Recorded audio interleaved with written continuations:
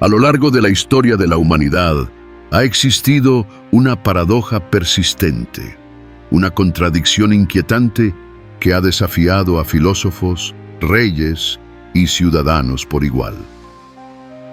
¿Cómo puede ser que el ser humano, nacido con la capacidad de decidir, de imaginar, de actuar libremente, termine subordinado a reglas, jerarquías y estructuras que él mismo no eligió? Jean-Jacques Rousseau, uno de los pensadores más audaces del siglo de las luces, condensó esta tensión en una frase tan simple como devastadora. El hombre ha nacido libre y, sin embargo, por todas partes se encuentra encadenado. Estas cadenas, invisibles y múltiples, se manifiestan en el poder político, en las normas sociales, en las convenciones económicas. Pero, ¿son todas ellas ilegítimas?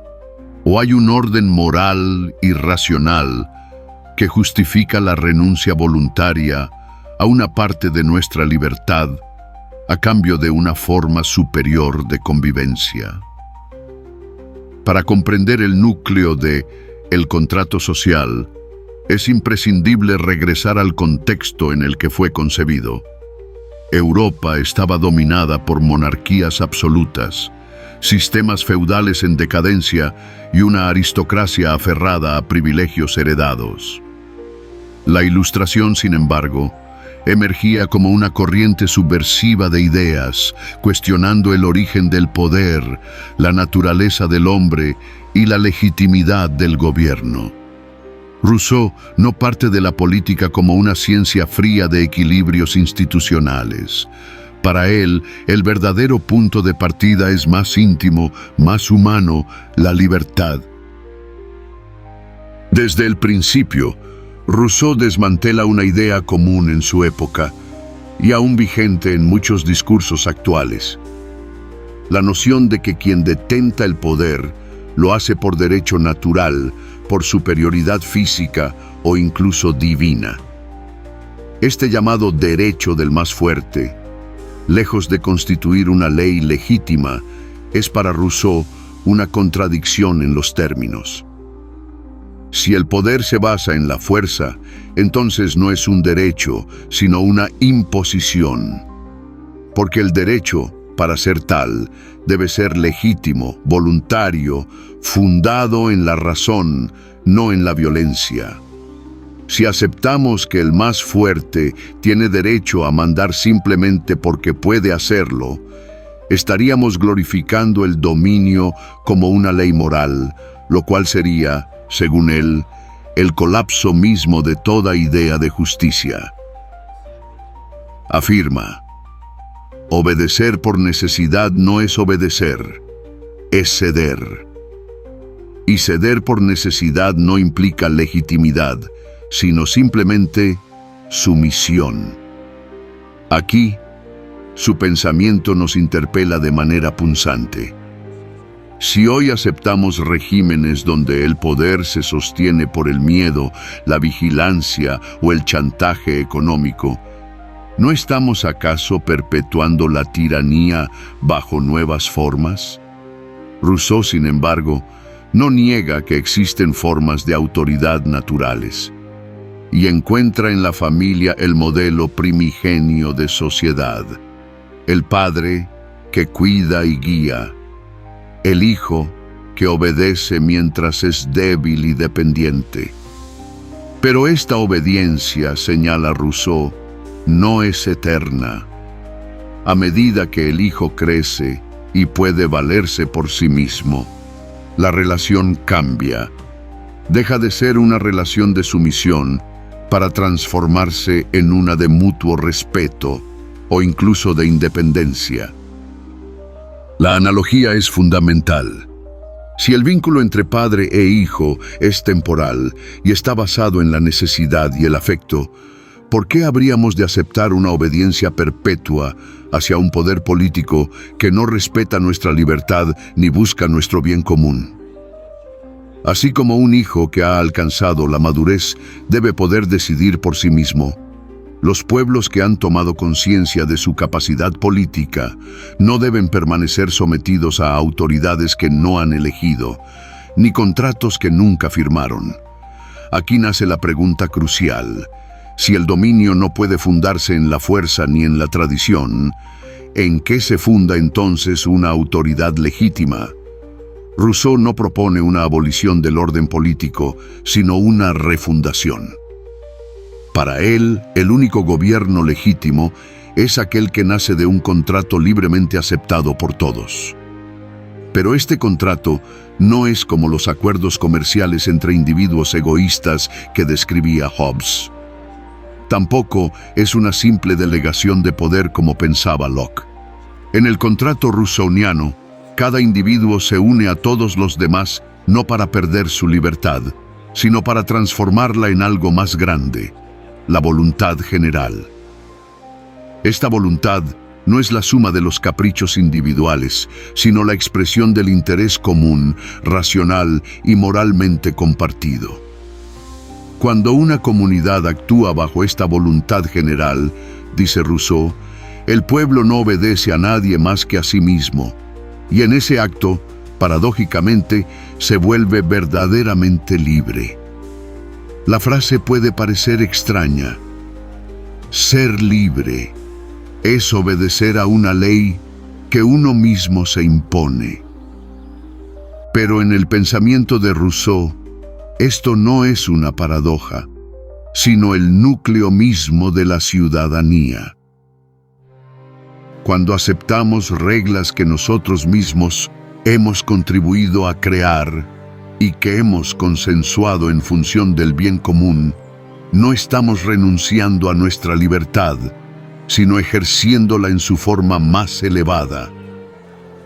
La diferencia es abismal entre un súbdito que obedece órdenes impuestas desde arriba y un ciudadano que participa en la creación de las leyes. El primero vive bajo coacción, el segundo bajo autogobierno. Así comienza la obra, no como una serie de reglas, sino como una reflexión profunda sobre la libertad, la justicia y la legitimidad del poder.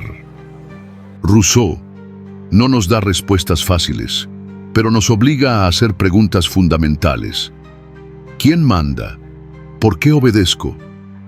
¿En qué momento mi libertad es auténtica?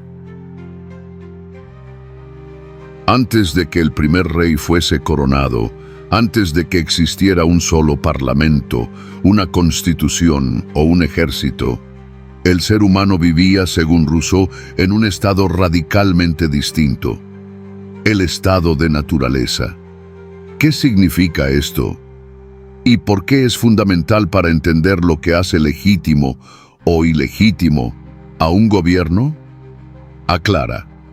El estado de naturaleza no es una etapa histórica documentada, sino un punto teórico de partida.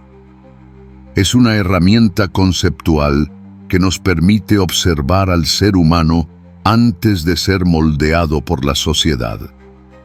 A diferencia de Hobbes, quien veía este estado como una guerra de todos contra todos, Rousseau imagina al ser humano natural como un ser solitario, pacífico y autosuficiente, guiado por dos principios: el amor a sí mismo, no egoísmo, sino instinto de conservación, y la compasión.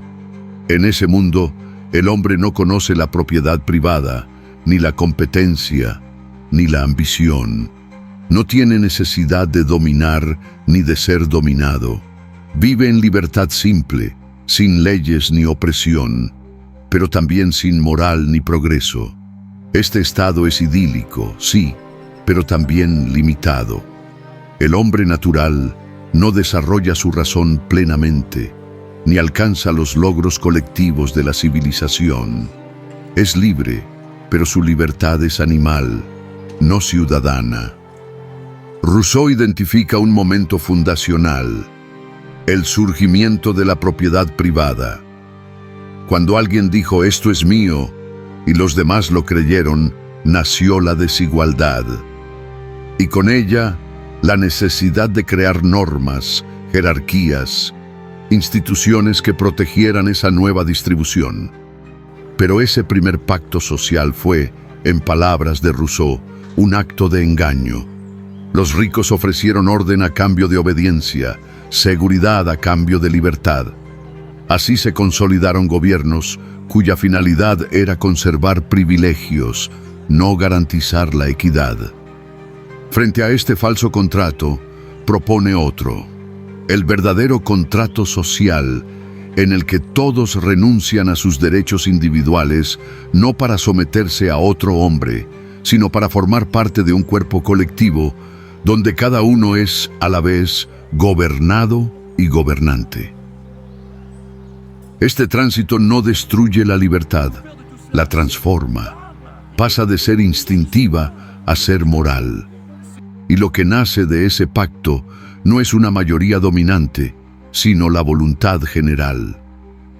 La voluntad general no es la suma de los intereses particulares. Tampoco es la opinión de la mayoría. Es la expresión racional del bien común, aquello que todos compartirían si pudieran ver más allá de sus deseos inmediatos. Para Rousseau, la voluntad general es incorruptible, pero no infalible. Puede errar, no porque desee el mal, sino porque ignora el bien.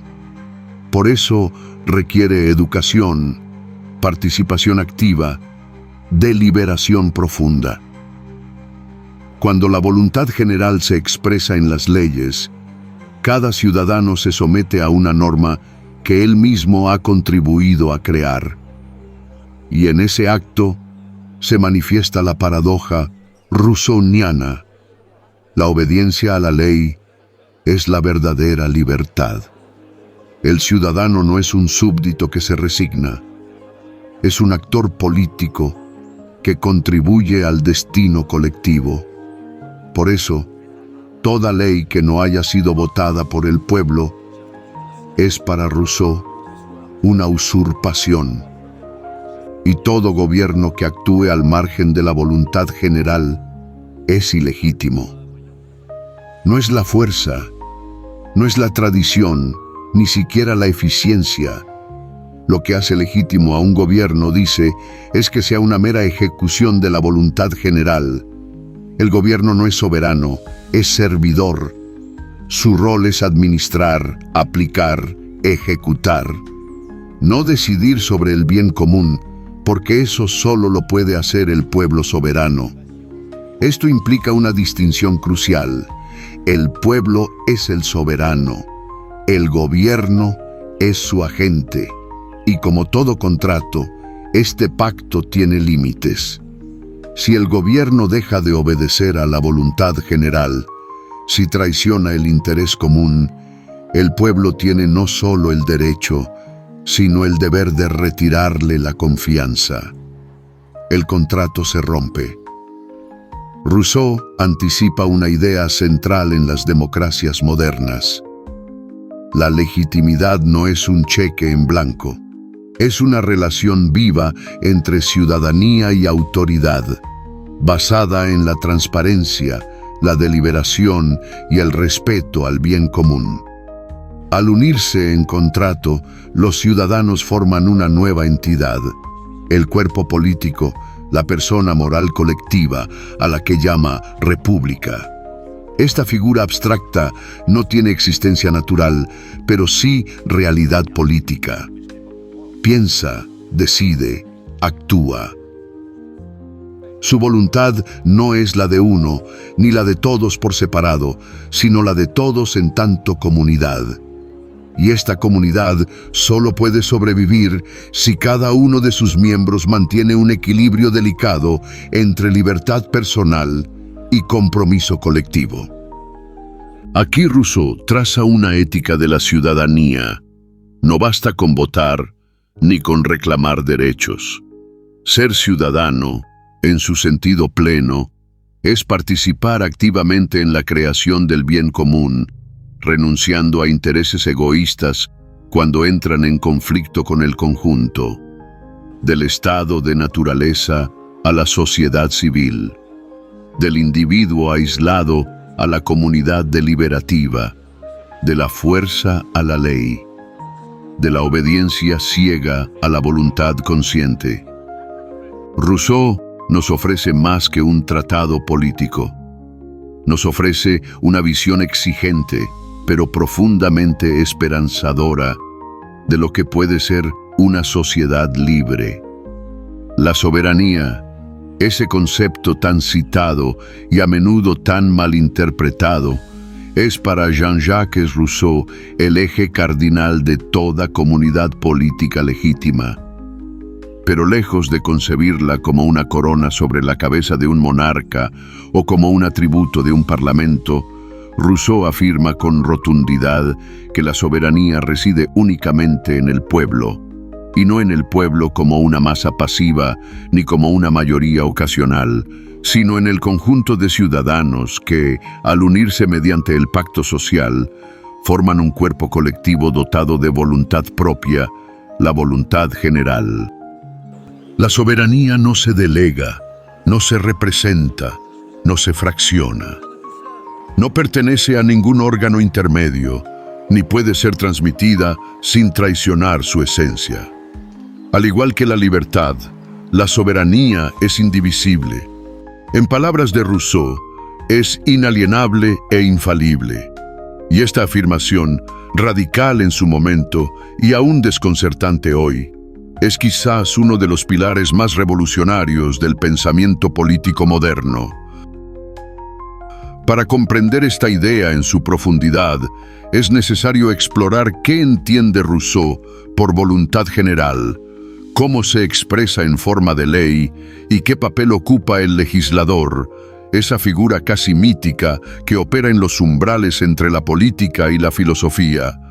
La voluntad general, dice, no puede errar. Esta afirmación, en apariencia dogmática, requiere una interpretación precisa. No se trata de que el pueblo no cometa errores empíricos o que toda decisión democrática sea justa por el mero hecho de ser mayoritaria. Muy al contrario. Rousseau distingue con claridad entre la voluntad general y la voluntad de todos. La voluntad de todos es la suma de los deseos particulares, una agregación de intereses egoístas que pueden chocar entre sí y dar lugar a decisiones injustas. La voluntad general, en cambio, es el resultado de una deliberación en la que cada ciudadano deja de lado sus intereses personales y se pregunta sinceramente por el bien común. No lo que me conviene a mí, sino lo que conviene a todos. Es un ejercicio de abstracción moral y racional que requiere virtud cívica. Por eso, la voluntad general no siempre coincide con la opinión de la mayoría. Una mayoría puede equivocarse si está motivada por el prejuicio, la ignorancia o el miedo. Pero la voluntad general, en su ideal, expresa lo que todos elegirían si estuvieran suficientemente informados, desinteresados y comprometidos con la justicia. Esto la convierte no en una realidad empírica, sino en un ideal regulativo, un horizonte normativo que orienta la acción política. La voluntad general es, en este sentido, una forma colectiva de razón práctica. Esta voluntad general se expresa a través de las leyes, pero no de cualquier tipo de leyes, sino de aquellas que emanan directamente del cuerpo soberano y que tienen como objetivo el interés común. La ley, en el pensamiento de Rousseau, no es simplemente un conjunto de reglas o normas técnicas, es la manifestación misma de la soberanía. Cuando el pueblo legisla, no actúa como súbdito ni como grupo de individuos con deseos contrapuestos. Actúa como soberano, como una única voluntad que se determina a sí misma. Por eso, la ley verdadera no es particular, no favorece a una clase, a una profesión o a una persona. Es general tanto en su origen como en su contenido. Habla a todos y de todos. y debe ser obedecida por todos porque ha sido dictada por todos. Este carácter universal de la ley es lo que garantiza su legitimidad. No puede haber leyes legítimas si no han sido dictadas por el pueblo soberano. Y no puede haber soberanía sin leyes que traduzcan la voluntad general en normas concretas que regulen la vida común. Pero aquí introduce una figura singular, casi mística: el legislador. El legislador no es un gobernante ni un juez. No es un ejecutor ni un magistrado. Es un arquitecto del cuerpo político, un fundador. Su tarea no es mandar, sino proponer. No tiene poder coercitivo, pero posee la sabiduría para discernir qué instituciones, qué principios, qué formas de organización pueden permitir que la voluntad general se exprese de forma estable y justa. El legislador, en este sentido, actúa como una especie de partero filosófico, ayuda a que la comunidad nazca o renazca. Sabe que no puede imponer la ley, porque eso sería contradictorio con el principio de libertad. Pero puede inspirarla. Su arte es convencer, no forzar. Despertar en los ciudadanos el deseo de constituirse como cuerpo político y ofrecerles los instrumentos para hacerlo. Es por eso que habla del legislador con tonos casi religiosos. Lo compara con Moisés, con Licurgo, con Numa Pompilio, no porque deba ser una figura divina, sino porque necesita autoridad moral, visión estratégica y una comprensión profunda de la naturaleza humana y de la cultura particular del pueblo que va a constituir. El legislador escribe en piedra los principios, pero deja que sea el pueblo quien los acepte y los transforme en ley. Es un mediador entre la razón y la historia, entre lo ideal y lo posible. Ahora bien, ¿cuáles son los requisitos de un buen sistema legal según Rousseau? Primero, que las leyes sean expresión de la voluntad general. Esto implica que deben surgir de un proceso de deliberación pública, con participación activa de todos los ciudadanos. No pueden ser dictadas desde arriba ni impuestas por minorías privilegiadas. Segundo, que las leyes sean generales. No deben atender a casos particulares ni responder a intereses privados. Su legitimidad radica en su neutralidad y en su aplicabilidad universal. Tercero, que las leyes respeten el equilibrio entre libertad e igualdad. Una ley que sacrifica la libertad en nombre del orden o la igualdad en nombre de la eficiencia está viciada desde su origen. Cuarto, que las leyes estén orientadas al bien común, no a la conveniencia de unos pocos. Y esto exige una vigilancia constante por parte de la ciudadanía, que debe estar siempre atenta a que la voluntad general no sea suplantada por voluntades particulares disfrazadas de interés público. Finalmente, que el sistema legal sea coherente con el tamaño, la cultura, las costumbres y la historia del pueblo al que se aplica. Rousseau no cree en fórmulas universales.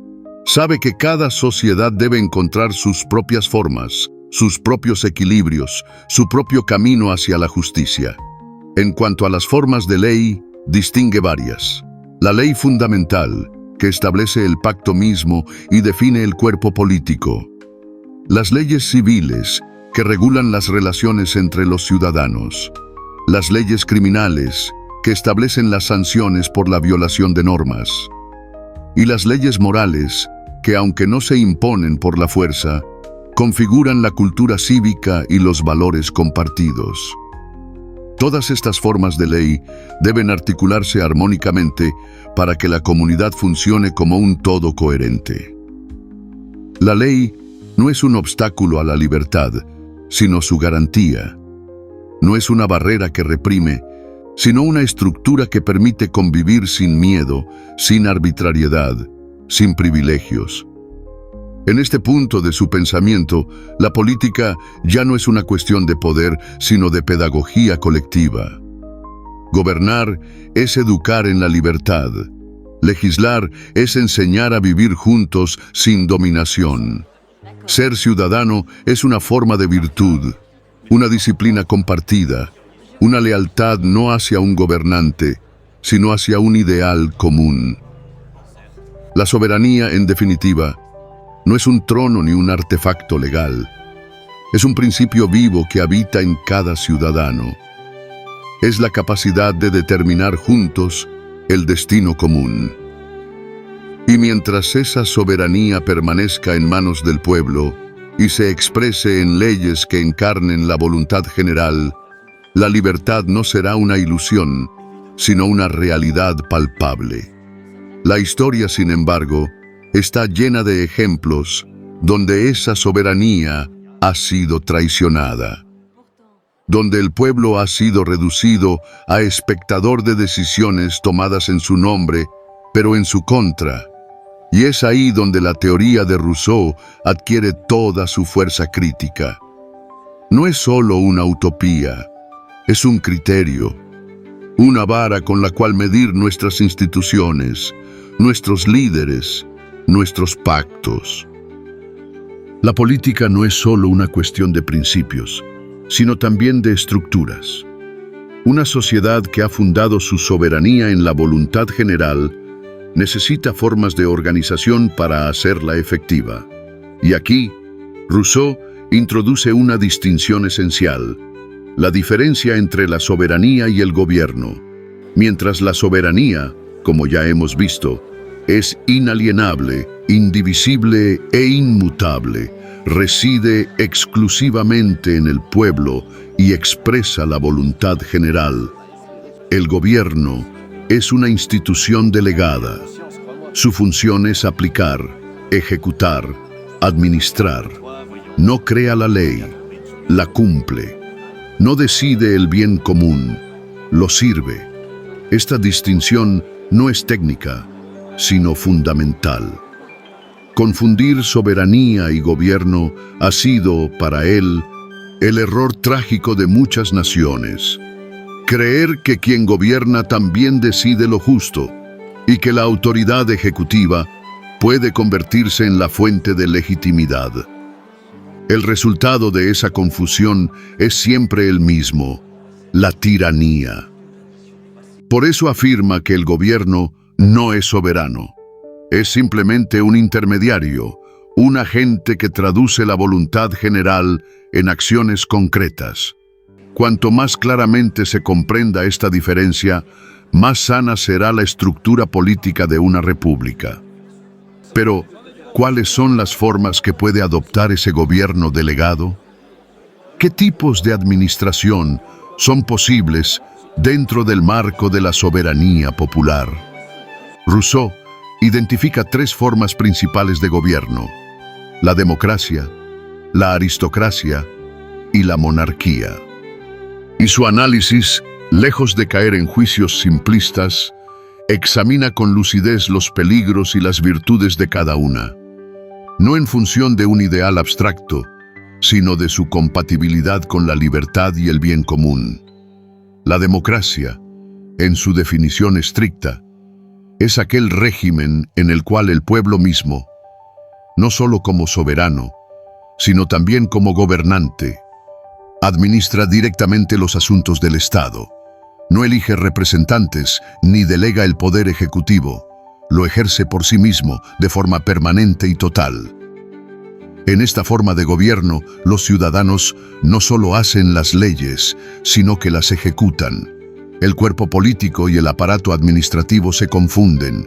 No hay distancia entre gobernantes y gobernados. Rousseau no niega la nobleza de este modelo. Al contrario, lo considera la forma de gobierno más coherente con la soberanía popular, pero también reconoce su fragilidad.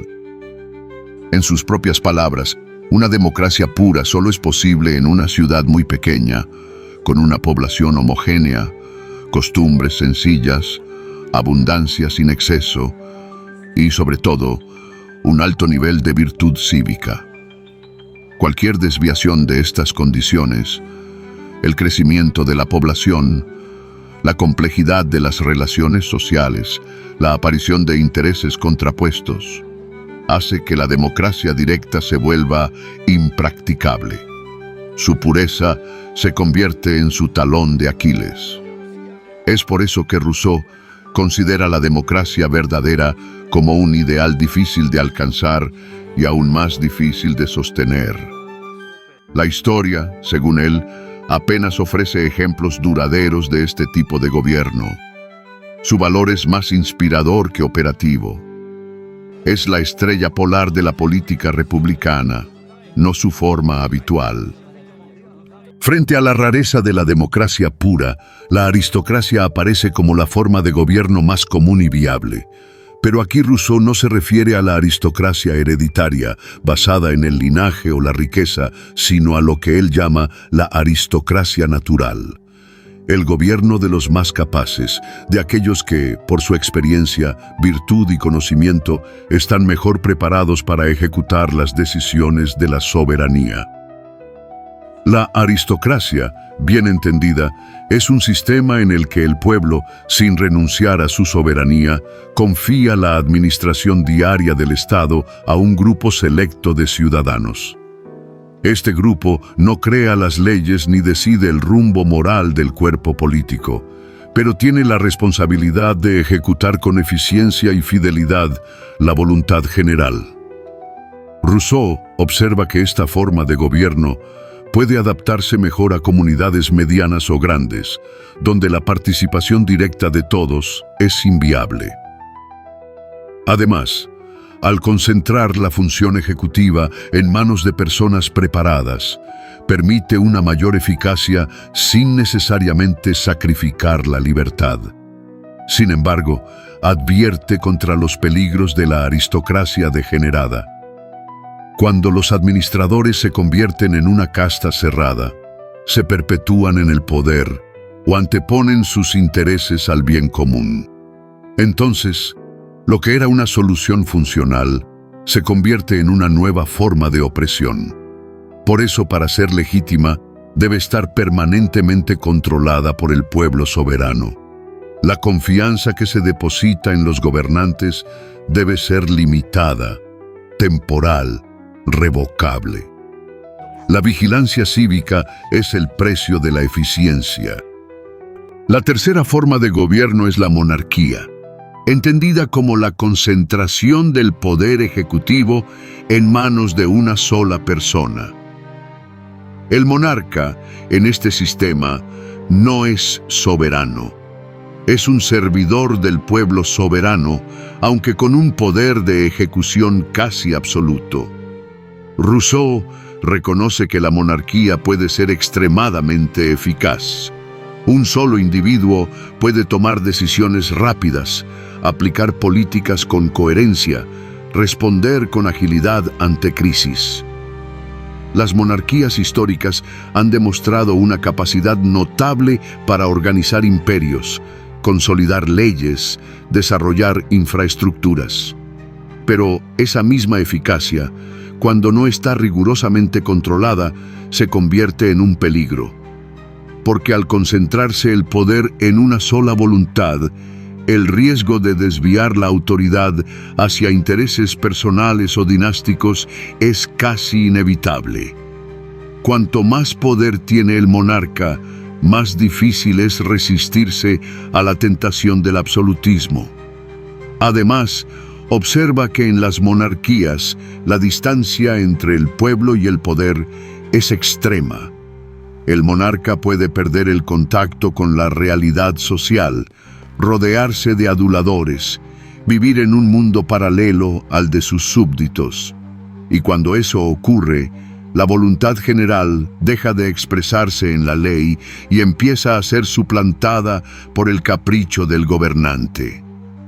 La historia de Europa en su tiempo estaba plagada de monarquías absolutas. reyes que afirmaban gobernar por derecho divino, sin rendir cuentas a sus pueblos. Frente a ese modelo, Rousseau levanta una advertencia clara. Un gobierno eficaz no justifica una soberanía usurpada. Por eso afirma que la monarquía es una forma de gobierno peligrosa. Puede ser útil en circunstancias excepcionales, pero requiere contrapesos muy firmes, instituciones republicanas fuertes y una ciudadanía vigilante. De lo contrario, la libertad se convierte en una ilusión decorativa. Rousseau, sin embargo, no impone una única forma de gobierno. Es consciente de que cada pueblo tiene una historia, una cultura, un territorio, una psicología colectiva. Y por eso insiste en que el tipo de gobierno debe adecuarse a las circunstancias particulares. En sociedades pequeñas, simples y virtuosas, la democracia puede funcionar. En comunidades medianas, complejas pero cohesionadas, una aristocracia natural puede ser el instrumento adecuado. En estados muy extensos, con realidades dispares y necesidades urgentes, incluso la monarquía puede desempeñar un rol funcional, siempre que no se rompa el vínculo con la voluntad general. El punto clave es que, cualquiera sea la forma adoptada, el poder ejecutivo nunca debe confundirse con el soberano. El gobierno es una maquinaria, la soberanía, un principio. El primero puede cambiar, adaptarse, transformarse. La segunda permanece siempre en manos del pueblo. Y si esa soberanía se ve traicionada, el contrato social se rompe. No importa cuán eficientes sean los gobernantes, si su legitimidad no proviene de la voluntad general, su autoridad es ilegítima. Rousseau concluye su reflexión sobre las formas de gobierno con una advertencia. Toda concentración de poder tiende a suprimir la libertad si no es contenida por la vigilancia ciudadana.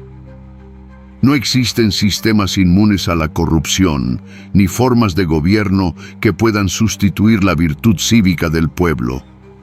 Las instituciones pueden ser sabias, las leyes justas, pero si los ciudadanos abandonan su rol como custodios de la soberanía, cualquier forma de gobierno puede degenerar en tiranía. La libertad no se defiende una vez y para siempre. Se construye y se renueva en cada generación, en cada acto de participación, en cada exigencia de rendición de cuentas. Es una tarea perpetua, no un derecho heredado. Y así, la diferencia entre gobierno y soberanía, lejos de ser un tecnicismo, se convierte en la clave para distinguir entre repúblicas vivas y simulacros de democracia. En Hausmann, esa distinción es un arma crítica, una brújula para navegar el mundo político sin perder de vista el horizonte de la libertad. Toda estructura política, por sólida que parezca, está siempre al borde de la fragilidad. Esta es una de las grandes lecciones de Jean-Jacques Rousseau. Una república, un imperio, una democracia moderna. Ninguno está libre del desgaste, del desvío, de la degeneración. El poder, como todo lo humano, está sujeto a las leyes del tiempo.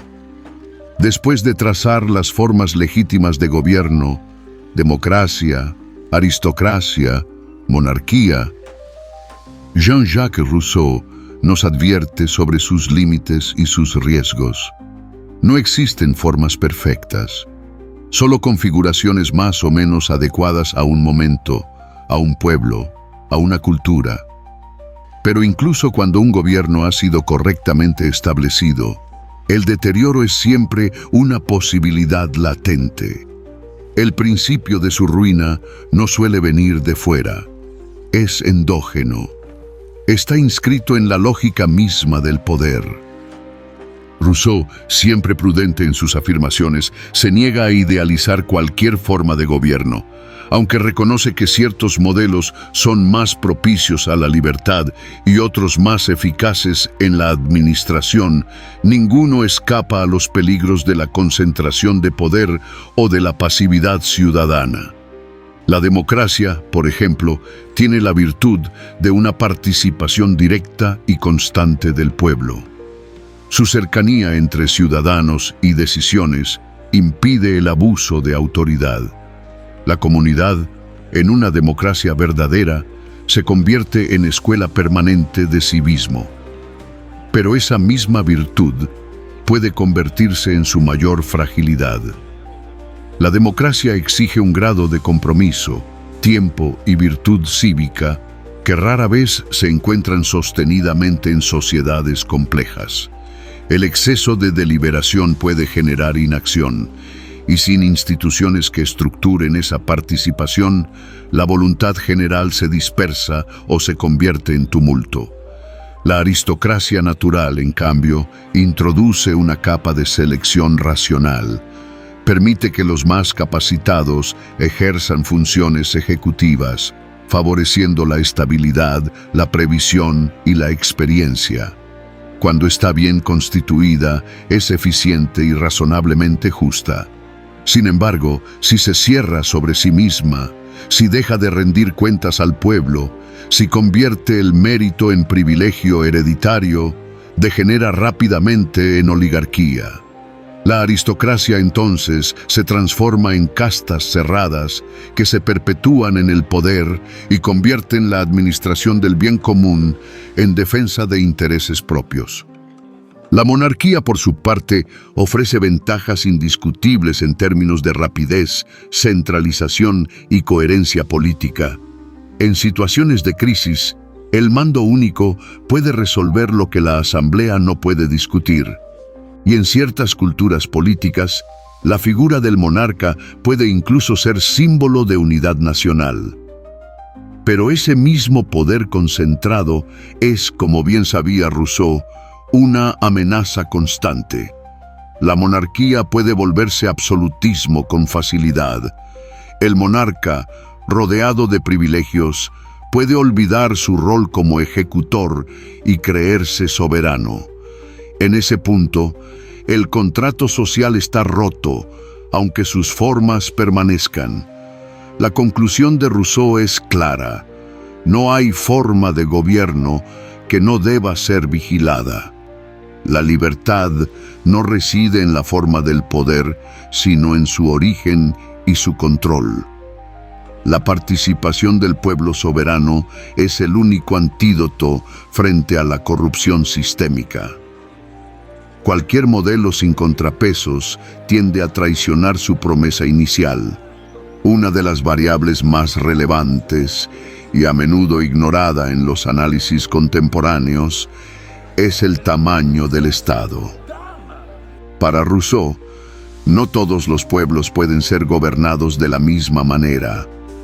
La extensión geográfica, la densidad demográfica, la heterogeneidad cultural y económica, todos estos factores influyen decisivamente en la forma y estabilidad del gobierno. En estados pequeños, donde los ciudadanos se conocen, donde la comunidad tiene rostros y no solo estadísticas, la democracia directa puede ser viable. La deliberación pública se torna personal, las decisiones pueden ser ejecutadas sin intermediarios, y la virtud cívica se cultiva por el contacto frecuente entre iguales. A medida que el Estado crece, surgen nuevos desafíos.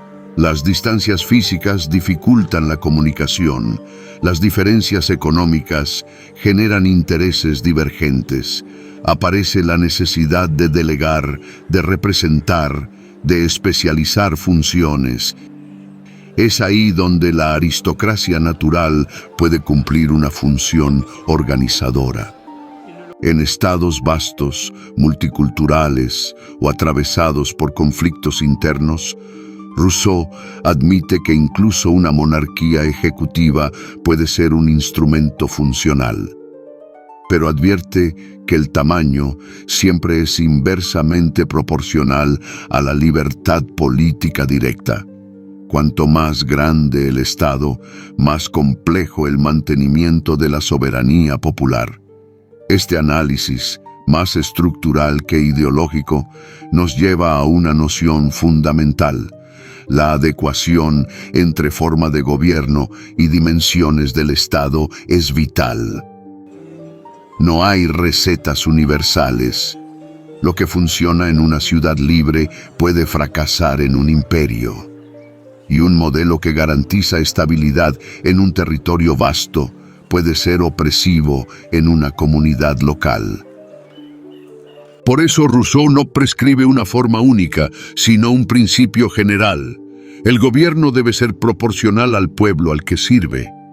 Proporcional no solo en extensión, sino en valores, cultura y capacidad de participación. Corrupción y caída del gobierno.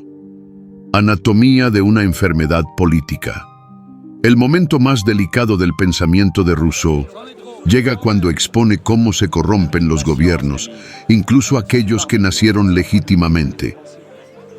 No hay peor traición que la que viene desde dentro, y la historia lo sabía bien.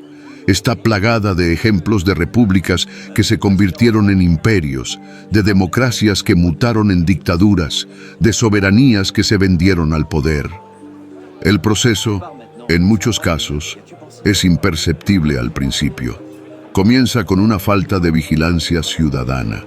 El pueblo, agotado, distraído o desencantado, deja de participar.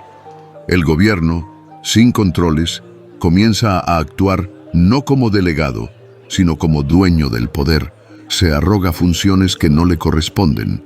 Administra en nombre de la voluntad general, pero ya no la consulta. La voluntad particular del grupo gobernante reemplaza al interés común. La segunda fase es la institucionalización del privilegio. Las funciones ejecutivas se concentran, los cargos se heredan, los méritos se reemplazan por lealtades personales. Se construye un aparato burocrático que protege más al gobierno de los ciudadanos que a los ciudadanos del gobierno. La tercera fase es la falsa representación. Se mantienen las formas democráticas, asambleas, votaciones, leyes, pero el fondo está vacío. El pueblo ya no decide, solo ratifica. Los representantes ya no rinden cuentas, sino que administran sin control. La voluntad general se disuelve en encuestas, sondeos, consignas. Finalmente llega la ruptura del contrato social. Ya no hay soberanía efectiva. El gobierno actúa por sí mismo, para sí mismo. El Estado deja de ser una persona moral colectiva y se convierte en una máquina que se conserva a sí misma. La ley deja de ser expresión del bien común y se convierte en instrumento de coerción. La ciudadanía ya no es participación, sino obediencia. Y la libertad, ese ideal primero, se convierte en una nostalgia vacía. Rousseau no se limita a denunciar este proceso. También ofrece criterios para reconocerlo a tiempo. Un pueblo comienza a morir políticamente cuando deja de reunirse, cuando ya no delibera, cuando no se interesa por las leyes que lo rigen. El primer síntoma de la corrupción no es la represión, sino la indiferencia. Hay un principio universal que recorre toda la filosofía política de Rousseau. El poder tiende a concentrarse si no encuentra resistencia. Es una ley no escrita, pero implacable. Una especie de entropía moral. Toda estructura de poder, si no es devuelta regularmente al control ciudadano, degenera. Degenera cuando los gobernantes se perpetúan en el cargo, cuando las leyes dejan de ser generales, cuando el dinero compra influencia, cuando el aparato del Estado ya no responde a la soberanía, sino a intereses privados. Y lo más inquietante es que esa degeneración no siempre se produce con violencia. No necesita golpes de Estado ni ejércitos. Puede avanzar lentamente, mediante reformas legales, mecanismos administrativos, discursos patrióticos, hasta que la libertad queda reducida a un eslogan y la voluntad general es apenas una sombra. Por eso insiste, la vigilancia es el precio de la libertad. Ningún contrato social es eterno, ninguna república está garantizada. El poder, como el fuego, puede iluminar o devorar, y mantenerlo bajo control es una tarea constante, colectiva, exigente. Un contrato no es un objeto muerto, es un compromiso vivo que requiere renovación, vigilancia y sentido compartido. Si el contrato social es la fundación de la libertad política, su mantenimiento es una tarea constante, exigente, sin fin. Rousseau lo sabía, más difícil que conquistar la libertad es conservarla. La voluntad general, esa expresión colectiva del bien común, no es una energía automática. No se activa por sí sola. Necesita condiciones sociales, instituciones adecuadas, hábitos cívicos, una cultura que la respalde. De lo contrario, se extingue, y con ella muere la República. En este libro final, Rousseau abandona la arquitectura abstracta del pacto para enfocarse en los mecanismos concretos que sostienen la soberanía popular. Es una vuelta a la realidad. ¿Cómo mantener viva la participación de los ciudadanos? ¿Qué estructuras pueden prevenir la degeneración del poder? ¿Cuál es el papel de la religión? ¿Qué sentido tiene reunirse, votar, censar, conmemorar? La respuesta no es técnica, es política, moral y espiritual. La voluntad general no se decreta ni se presume, se forma, se discute, se construye en la experiencia compartida y se sostiene mediante la participación activa de los ciudadanos. Su legitimidad depende de que los individuos no renuncien a su rol político. Para Rousseau, la voluntad general solo puede mantenerse viva si hay un pueblo activo, que no se limita a obedecer leyes, sino que participa en su elaboración, vigilancia y reforma. No basta con que existan instituciones, debe haber conciencia política. El gran enemigo de la voluntad general no es el desacuerdo, sino la apatía. Una ciudadanía indiferente es tierra fértil para el despotismo. Por eso Rousseau insiste en la centralidad de la Asamblea Popular, la reunión periódica del cuerpo soberano, donde el pueblo delibera sobre sí mismo. No importa cuán sofisticado sea el sistema de gobierno, si el pueblo no se reúne, si no reflexiona sobre su destino común, si no ratifica o corrige sus leyes, el pacto social comienza a desmoronarse. La asamblea, en el pensamiento de Rousseau, no es un mecanismo procedimental, es la manifestación visible de la soberanía. En ella, el pueblo no se limita a elegir representantes o refrendar decisiones, afirma su existencia como sujeto político. Reunirse es un acto fundacional. Cada vez que los ciudadanos deliberan colectivamente, el cuerpo político se regenera. La república renace. Pero Rousseau advierte que esta práctica debe ser regular. No basta con votar cada cierto número de años. La participación política debe ser periódica, ritualizada, integrada en la vida social, no como una carga, sino como un deber alegre, una expresión de dignidad colectiva. En este sentido, las asambleas no deben reducirse a cuestiones administrativas. Tienen una función pedagógica y simbólica. Enseñan al ciudadano a pensar más allá de sí mismo, a considerar el interés general, a ejercer la libertad con responsabilidad. Las decisiones no siempre serán perfectas, pero lo que importa es que emanen del pueblo soberano. La deliberación pública es, para Rousseau, la fuente permanente de legitimidad. Para que la voluntad general no se desvanezca, el Estado debe contar con instituciones que la protejan, no que la reemplacen. Entre ellas, Rousseau señala varias con funciones específicas: los comicios, la censura, las formas de conmemoración cívica. Los comicios no son solo instrumentos electorales, son espacios de reafirmación política. Allí el pueblo no solo elige, sino que examina su situación, decide si la forma de gobierno se mantiene, si las leyes siguen expresando su voluntad o si deben ser revisadas. El acto de reunirse en comicios es, en sí mismo, una forma de soberanía. No es un privilegio otorgado por el gobierno, sino una obligación que emana del contrato. El pueblo no es consultado, se consulta a sí mismo. La censura, por su parte, tiene una función ética, no policial.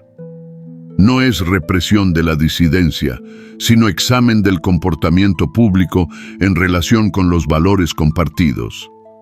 La censura rousseauiana vigila la moral cívica, no la opinión individual. No se trata de controlar lo que la gente piensa, sino de proteger el sentido común republicano.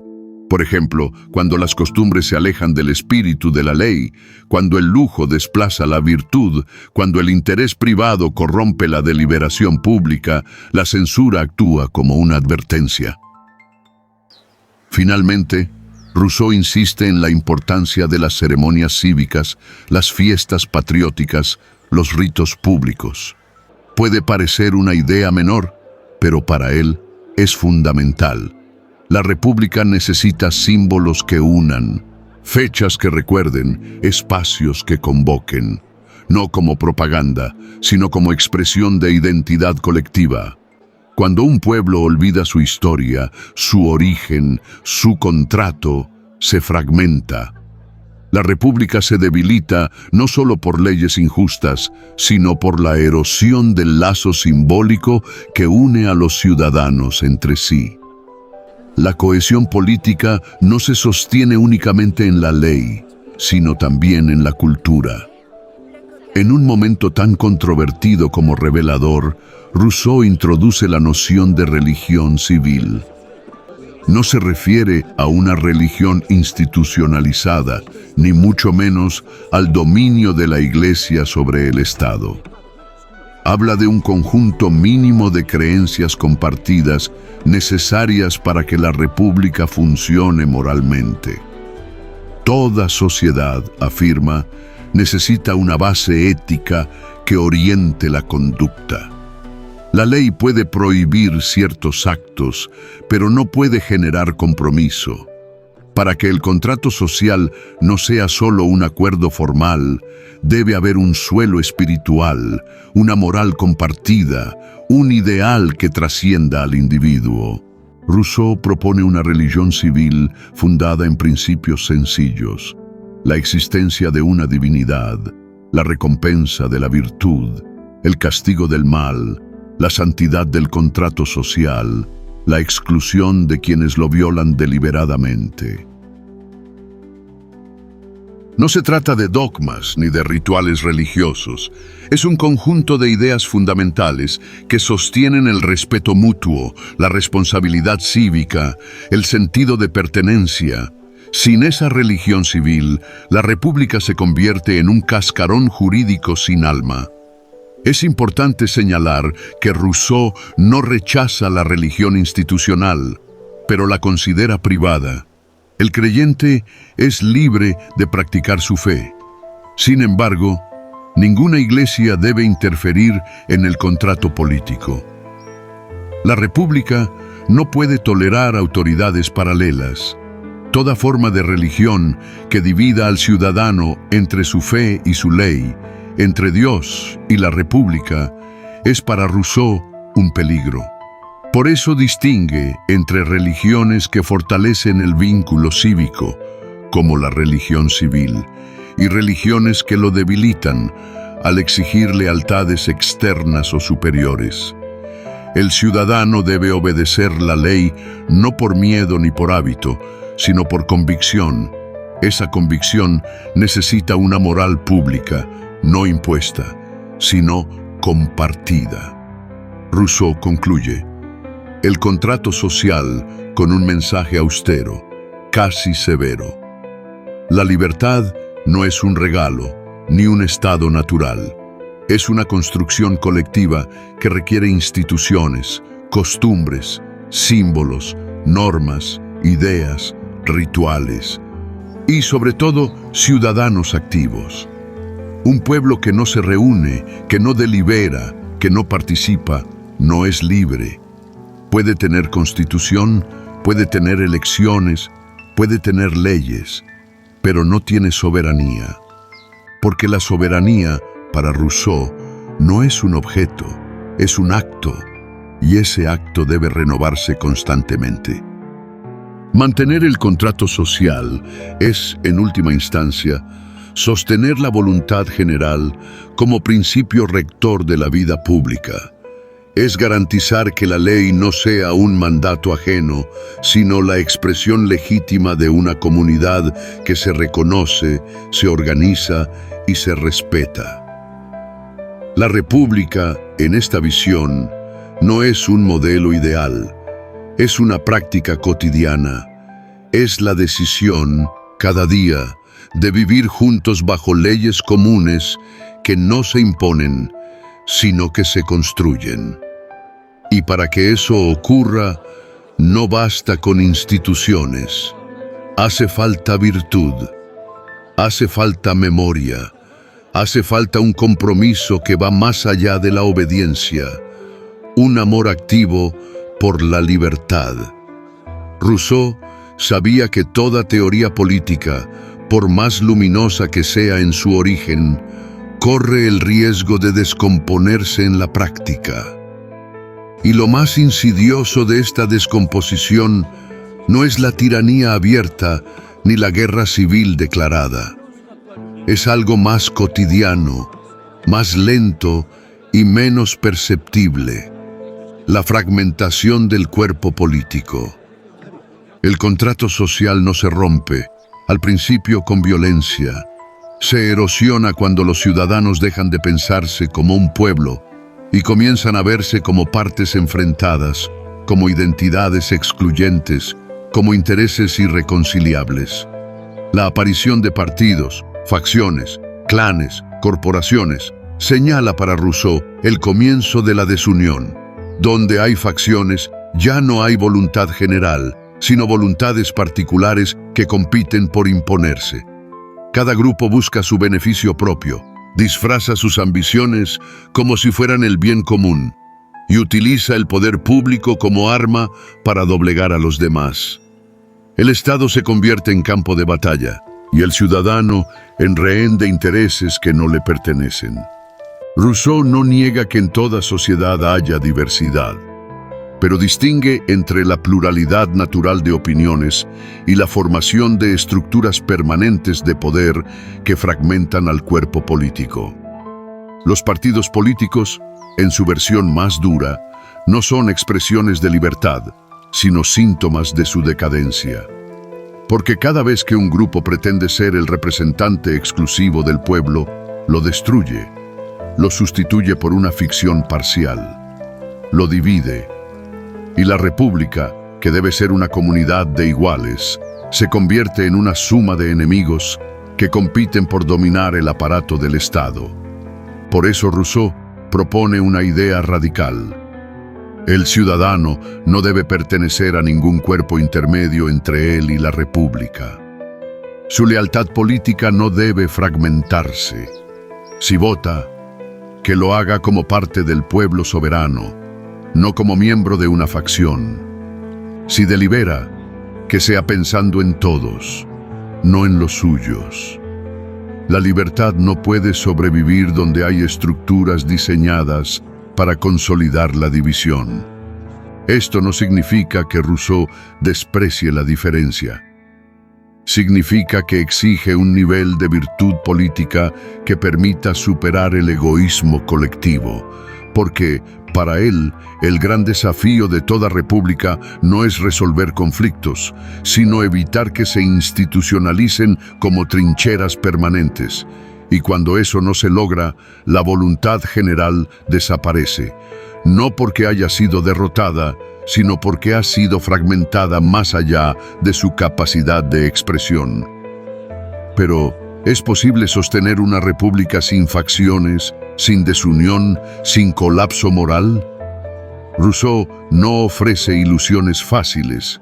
Sabe que una república es una construcción difícil, frágil, que requiere condiciones muy precisas para mantenerse viva. La primera de ellas es la educación cívica. Sin ciudadanos formados en la virtud republicana, la república no es más que una palabra vacía. No se trata solo de saber leer las leyes, sino de comprenderlas, amarlas y sostenerlas. La ciudadanía no es una identidad heredada, sino una práctica consciente. La segunda es la igualdad material suficiente. No se trata de que todos posean lo mismo, sino de que nadie tenga tanto como para comprar al Estado, ni tan poco como para vender su libertad.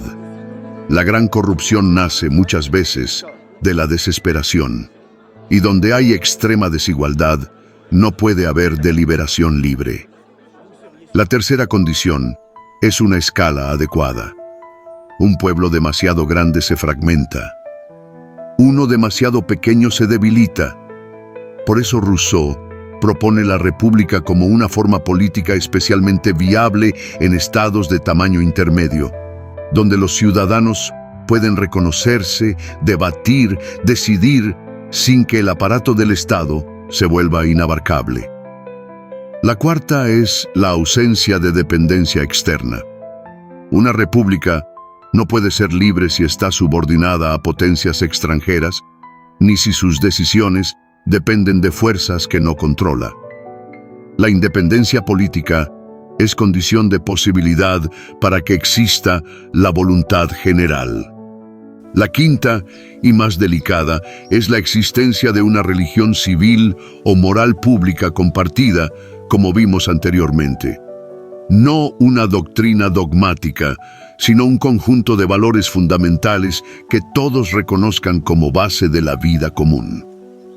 Sin ese mínimo ético, la ley pierde su fuerza simbólica y el contrato se convierte en mera técnica. Estas condiciones no garantizan la república, pero sin ellas, el contrato social no puede sostenerse. No importa cuán bien redactada esté una constitución, sin ciudadanos virtuosos, sin cierto grado de igualdad, sin sentido común compartido, la libertad se desvanece.